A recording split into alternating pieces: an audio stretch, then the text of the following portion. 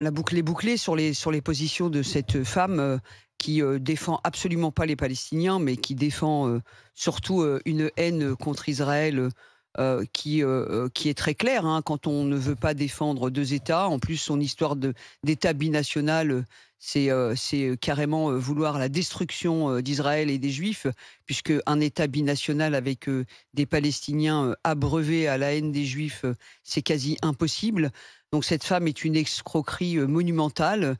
On sait très bien aujourd'hui, ce qui est hallucinant, on sait très bien qu'aujourd'hui que ce tout petit pays qui représente 0,01 de la population mondiale, à qui on demande d'être exemplaire, parfait et à qui, on fait la liste des mots MAUX, ou en tout cas Mmh. des choses, toute l'année. C'est une instrumentalisation qui a, pour sous couvert de cette haine du juif, qui est planétaire.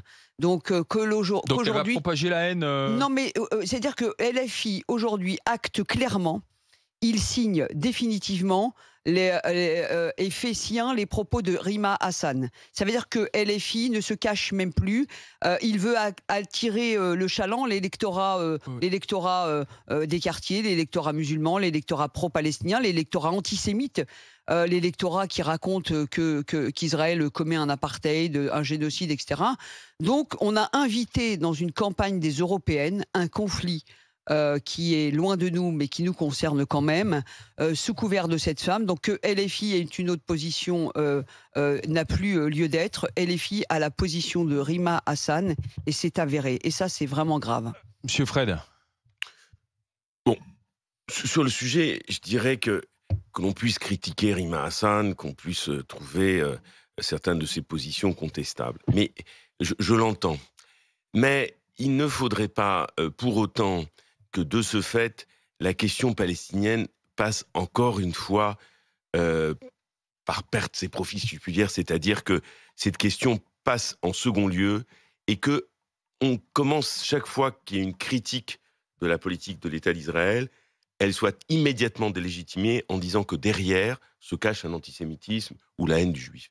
Et ça, c'est un vrai problème parce que Hum. les Israéliens eux-mêmes souffrent également qu'une partie de leur classe politique sombre dans les extrêmes et que les Israéliens eux-mêmes regrettent la manière dont le gouvernement Netanyahou avait été constitué avant les affaires du 7 octobre.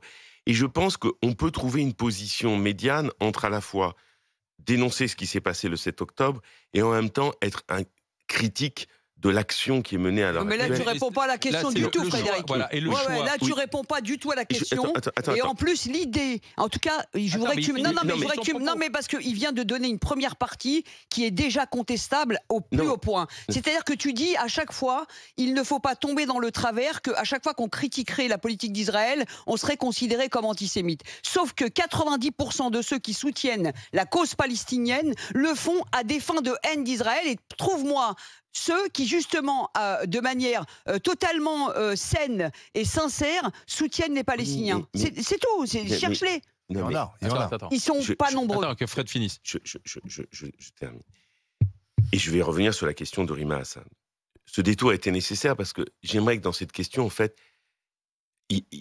dans cette question, la grande perdante, c'est quoi? Ça s'appelle la nuance. En fait, il n'est pas possible d'avoir nuance dans ce sujet. C'est-à-dire que c'est tellement un sujet qui enduit une espèce de violence de part et d'autre que pouvoir en parler au calme et en essayant de poser une question qui est quand même fondamentale devient impossible. Sauf que moi, je me pose la question, Donc, pourquoi les insoumis décident de mettre une militante Hmm. pro-palestinienne en 7e position d'une oui, liste alors, européenne? Pardon, mais les européennes, c'est pas le C'est conflit quoi le but? israélo-palestinien. Les européennes, à la limite, c'est plus Ukraine, parce qu'effectivement, là, les Européens sont impliqués. C'est l'inflation, c'est le pouvoir d'achat, mais c'est la crise de l'énergie, c'est la crise démographique également qui frappe l'Europe. Mais pardon, je pense que la cause palestinienne dans ces élections européennes, ça peut être intéressant d'en parler, mais c'est pas au Parlement européen qu'on va régler le conflit israélo-palestinien. voilà. Donc, Voilà. je termine C'est là. pour ça que j'y vois une arrière-pensée autre Hmm. que les élections européennes dans ce choix. Oui, alors, maintenant j'arrive au cas de Rima Hassan par rapport à ce que je voulais dire, mais c'était pour moi très important de dire cette première partie. C'est dommage qu'un personnage aussi controversé se retrouve dans cette position-là d'éligible, ou se trouve dans une position, comment dire, au milieu des européennes, parce que, encore une fois, ça jette un voile, ça jette une impossibilité, non pas dans le cadre des européennes, mais de manière générale, d'avoir un débat sur le sujet. Le choix des personnes, qui est un choix malheureux ou un choix mal inspiré, empêche, comment dire... Donc c'est un mauvais choix. C'est un mauvais choix par rapport à l'idée de la nécessité d'avoir un débat réel sur le sujet. Jérôme. Le Hamas est une organisation terroriste. Point. Voilà. À un moment, si tu veux, et je ne pense pas qu'on mette sur une liste quelqu'un dont on ne partage pas les idées. Mais oui. Elle se prononce contre ce fait-là. Le Hamas est une organisation terroriste. Pour elle, ce n'est pas le cas.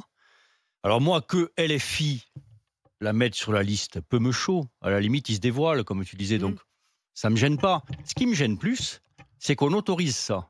C'est-à-dire qu'il n'y ait pas une procédure d'empêchement, en quelque sorte, de pouvoir te présenter quand tu es un soutien officiel d'une organisation terroriste. Est-ce qu'on imagine un seul instant un homme politique dire « je soutiens Daesh ». C'est vrai. C'est pas possible, ça n'existerait pas. Et là, on passe ça par perte des profits, on se dit « bon, après tout, c'est pas si grave ». Ben si, c'est grave, C'est une organisation terroriste. Alors après, on peut discuter de ce qui se passe à Gaza, de tout ça, mais la base même de la question, c'est que cette femme est un soutien du Hamas, qui est une organisation terroriste. Point. Moi, je vais pas plus loin. C'est vrai. Nous sommes avec Karim qui nous appelle de Duny, en Seine-Saint-Denis. Bonjour Karim, directeur d'école. Bonjour à tous. Bonjour, bienvenue. Est-ce que vous êtes choqué par la présence de cette candidate sur la liste LFI ? Non. Pourquoi ? Non. Pourquoi ? Parce que je ne pense pas que, contrairement à ce qui vient d'être dit, je ne pense pas que cette dame soutienne le Hamas, puisqu'elle a déclaré elle-même que cette organisation agissait dans le cadre du droit international et avait des actions armées. Elle n'a pas dit qu'elle acquiesçait, elle expliquait simplement. Donc il ne faut pas retourner les choses. Ensuite, elle a dit que c'était une action légitime. Elle a dit que le Hamas menait une action légitime. Dans le cadre du droit international. Ah bon, c'est reconnu le Hamas ? Je n'ai pas dit que le Hamas était reconnu, je parle des actions terroristes. On connaissait qu'elle n'a pas dénoncé, voilà. Les actions terroristes, il n'y a pas que en Israël et en Palestine qu'il y en a, il n'y a pas que ces mouvements-là qui ont agi avec le terrorisme pour faire entendre leur voix. Dans ce cas-là, si on revient... Prenons un exemple beaucoup plus lointain. Si on revient à la guerre d'Algérie, le FLN était considéré comme terroriste. C'est quand même bien grâce à la lutte armée du FLN que l'Algérie est devenue indépendante. Donc, le terrorisme peut être qualifié de terrorisme à un moment donné. Après, je ne dis pas que je suis en accord avec les positions du Hamas. Loin de moi cette idée, pas du tout, vraiment à l'opposé de ce que ces gens peuvent prôner. Maintenant, si on veut être choqué de la présence de Rima Hassan sur la liste de LFI, je veux bien l'entendre, mais dans ce cas-là, allons chercher sur toutes les listes et soyons, moi ça me choque également, parce que je suis plutôt de gauche, quand j'ai appris que sur la liste de Raphaël Glucksmann se trouvait la fille d'Olivier Rafovitz, qui est le porte-parole de l'armée israélienne, et ça ne choque pas grand monde. Qui ça ? La fille d'Olivier Rafovitz, le porte-parole de Tsahal. Oui, mais la fille, elle n'est pas porte-parole de Tsahal. Mais la fille, elle est quand même la fille de son père. Ah bon, d'accord. Donc on est forcément lié à ce que fait le père. Je pense, oui, forcément, dans une famille. Là, il s'agit de Rima Hassan, c'est elle-même. Rima Hassan, c'est pas la fille d'eux. Elle n'a jamais été posée de bombe, elle n'a jamais fait d'action terroriste. Ah bah oui, heureusement. Et sinon, elle serait en prison. Elle se conforme à la loi, cette dame. Et la fille dont vous parlez a posé des bombes ? Non plus, mais dans ce cas-là, si on va chercher le pédigré des gens simplement en faisant des a priori. Là, on ne parle pas du pédigré des gens, on parle des propos de Rima Hassan. C'est vous qui faites l'a priori en nous disant que Hassan et de son pédigré, je ne pense pas que cette dame... Non, on parle des propos qu'a tenu Rima Hassan. En fait, vous voulez faire un parallèle entre quelqu'un qui est fille d'eux et quelqu'un qui a tenu des propos elle-même. Rima Hassan a 31 ans, elle est juriste, elle a tenu... Est-ce que les propos de Rima Hassan tombent sous le coup de la loi, madame ? C'est tout ce qu'il faut savoir. Dans ce cas-là, qu'on l'attaque et qu'on démontre que ses propos tombent sous le coup de la loi. Parce que le 1, comme ça, c'est pas une réponse légale. Non, mais voilà, Karim, ça, c'est un jugement. On a tous nos jugements de valeur, selon ce qu'on pense et selon d'où on vient peut-être. Je veux bien l'entendre. Mais la seule chose qui fait... Non, mais pardon, Karim, moi je souligne une chose. La loi. Ce qui m'interroge, c'est pourquoi elle est en 7e position, pourquoi tout d'un coup LFI met une militante pro-palestinienne sur une liste aux européennes, puisque c'est quand même pas pas la compétence numéro 1 du Parlement européen de régler le conflit israélo-palestinien. Et en plus, quelque chose qui me frappe, c'est qu'elle défend une position qui n'est pas celle officielle des Insoumis. Les Insoumis défendent deux États, un État palestinien, un État israélien, et elles défendent la solution d'un État, c'est-à-dire qu'elle supprime l'État d'Israël et elle recrée un autre État. Donc je me dis, ça c'est marrant quand même de mettre quelqu'un qui ne suit pas ton programme. Peut-être qu'on est arrivé à un tel degré d'horreur, parce que ce qui s'est passé le 7 octobre, c'est horrible, et là-dessus, il n'y a pas à tergiverser pour le dire. Ce n'est pas normal ce qui s'est passé, mais on est arrivé à un tel point d'horreur après tant d'années de conflits et tant d'années d'incompréhension, enfin de blocage de tous les côtés, enfin des deux côtés. On est arrivé à un tel point, on est tellement au fond qu'au lieu peut-être, hein, je dis pas que je suis partisan de ça, mais peut-être que ces deux peuples, ils sont tellement arrivés au bout que peut-être il est temps pour eux d'arriver à s'entendre et de vivre en communion sur cette terre. Peut-être. Non, mais peut-être que c'est idéaliste ce que je dis. Oui, mais en attendant, je crois que c'est pas ce que Rima Hassan défend. Enfin bon. Moi, je parle pas de Rima Hassan, là, je parle de moi, je parle de l'idée qu'elle propose. Après, ce qu'elle a derrière dans sa tête à elle, je n'y suis pas pour le savoir. Moi, je parle de l'idée que j'entends et ce que moi, je peux en penser en tant que citoyen français. Mais pourquoi, à votre avis, ils ont placé une militante palestinienne sur leur liste ? Après, vous savez très bien que c'est de la politique. Hein. La politique, tous les partis sont comme... c'est pour aller chercher un vote. C'est pour aller chercher un vote, comme il y en a d'autres qui vont chercher d'autres votes, et ce n'est pas condamnable, et ce n'est pas... non, mais je pose la question.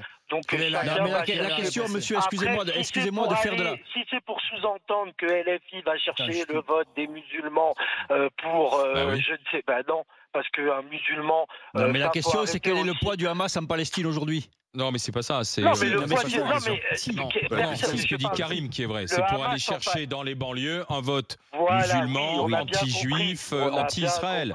Voilà, c'est ça. Alors, est-ce que ce sera payant comme calcul électoral ? Pour les européennes, c'est l'abstention qui est surtout payante. On verra. Karim, je vous remercie d'avoir participé à la discussion. Militante pro-Palestine sur la liste France Insoumise. Est-ce que vous trouvez ça choquant ? Oui ou non, oui ou non, oui ou non ? On va voir ce que vous en dites. Attention, résultat. Vous dites choquant à 71%.